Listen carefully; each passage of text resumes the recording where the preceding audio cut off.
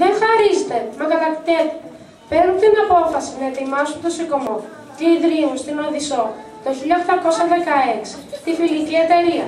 Στις 22 του Φλεβάρι, ο Αλέξανδρος Υψηλάντης περνάει στη Μοδοβλαχία. Η Επανάσταση άρχισε. Ελευθερία ή θάνατος! Ελευθερία ή θάνατος! Ελευθερία ή θάνατος! Ας μην βρέξει ποτέ το σύννεφο και άνεμος σκληρός ας μην σκορπίσει το χώμα το μακάριο που σας σκεπάζει. Ως νήσια της Ελλάδας τέκνα, ψυχέ που επέσατε εις τον αγώνα Ανδρείος, τάγμα εκλεκτών ηρώων, καύχημα νέων.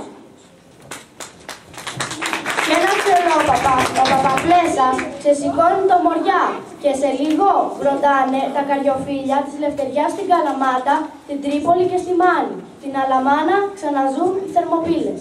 Το Γιάτο τον επαίρνουνε και στο σουβλί τον βάζουν. Ολότο τον αισθήσανε κι αυτός χαμογελούσε.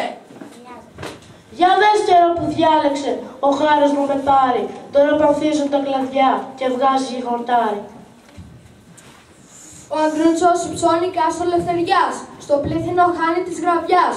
132 ανδρωμένοι κλείνονται σε αυτό σαν να πήγαιναν σε γλέτη. Οι ραγιάδες με ηγέτη του γέρου του Μοριά πολιορκούν την Πολιτσά.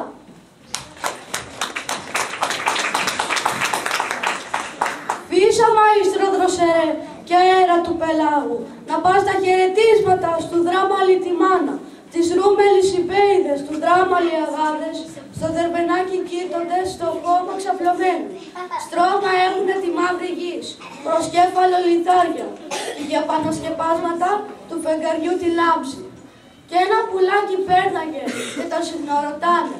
Πουλί, πώς πάει ο πόλεμος, το κλέφτικο του φέκει, μπροστά πάει ο Νικηταράς, πίσω ο Κολοκοτρώνης και παραπίσω οι Έλληνες με τα σπαθιά στα χέρια.